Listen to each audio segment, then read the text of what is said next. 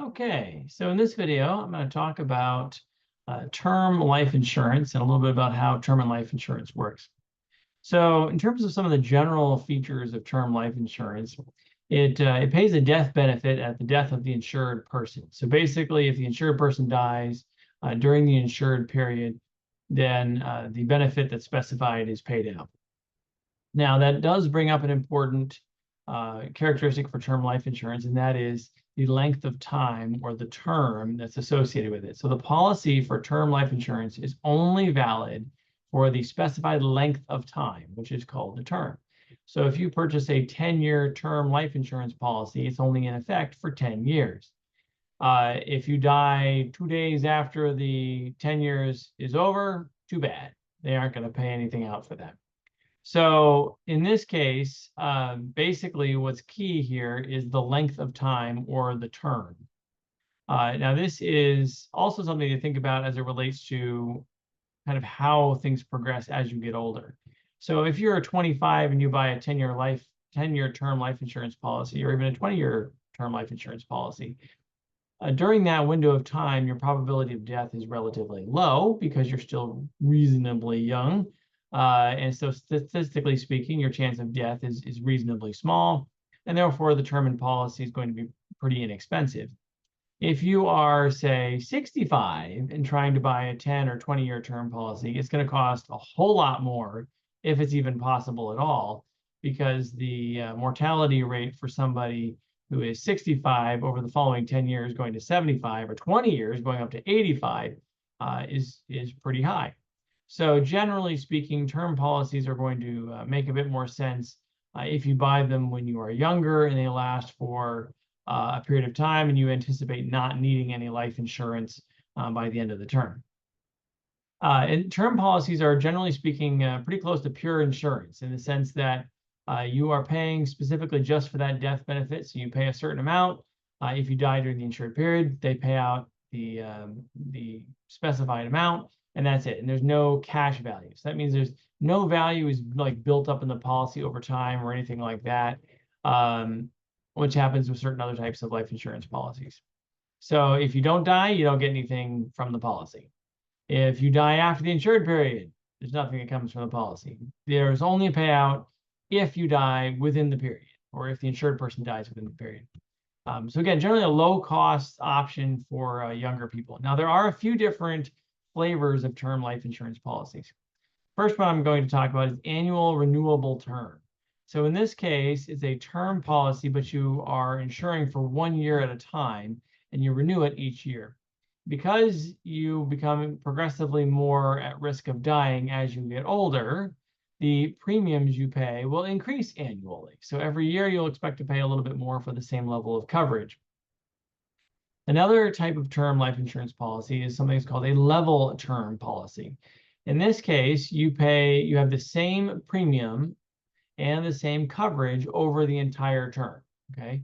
So the same coverage, so the same death benefit that's going to be paid out when you die, and the same premiums, the same amount you're going to pay per year, per month, depending on how the premium's been set up over that period.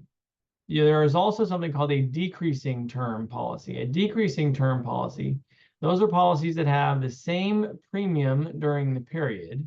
So you pay the same premium every period that you pay, but there's decreasing coverage. So for instance, you're going to pay the same amount, maybe it's a monthly or annual payment, you pay the same amount, let's say it's monthly, every month, but as the policy progresses, the further into the policy you get, the less the policy would pay out if the insured person dies. You can also have what's called a convertible annual renewable term policy. So it's an annual renewable, so kind of like we talked about before, which is basically every year you renew it. But if it's convertible, it's often convertible into something like a whole life insurance policy. So in that case, it's a term policy, but I can, and you do it annually, but I have the option to convert it into a whole life policy at the end if I want. Now, if you do that, obviously that's going to, this option is going to be more expensive because it gives you that option to convert it into a whole life policy that never expires. So that's going to have additional costs associated with it.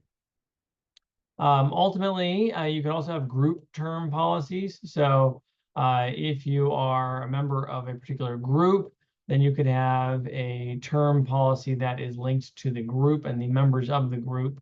And so by participating in the group, you get a certain amount of coverage during the time that you are basically part of the group. And if you die during that period, it pays out a certain amount. Sometimes employers will have a certain level of this as part of their compensation package that might cover or help to cover like funeral expenses or things like that. Ultimately, from my perspective, if you're looking at term life insurance, there's sort of an inherent connection with budgeting and saving.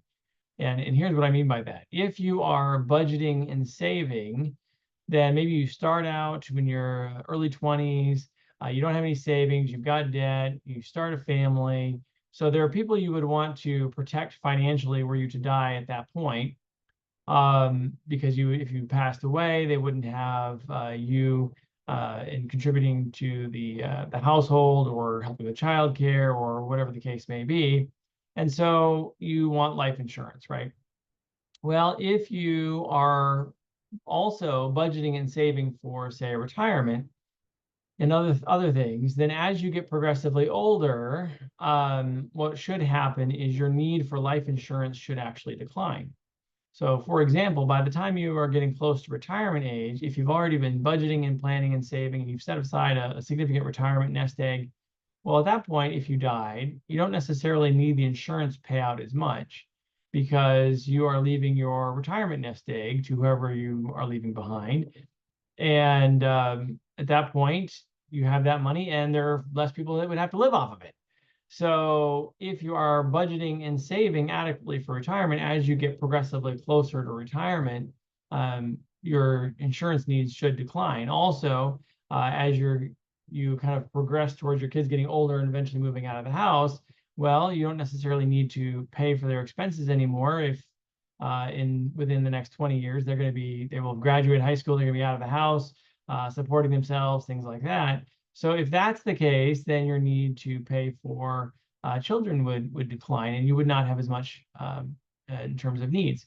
So the idea there would be if you are budgeting and saving appropriately, then having a term policy that expires in 20 years may not be such a problem, may actually make a lot of sense. And if you did pass away earlier in that kind of period, then it would kind of cover the financial shortfall.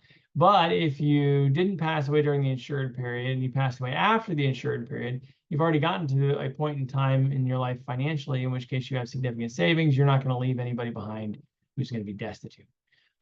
So there is kind of an inherent connection there with budgeting and saving. Now, if you're not budgeting and you're not saving, then maybe term life insurance policies aren't going to be the best fit for you. But we'll talk about some other options in subsequent videos. All right, thanks for watching. Hopefully this has been helpful. Have a great day.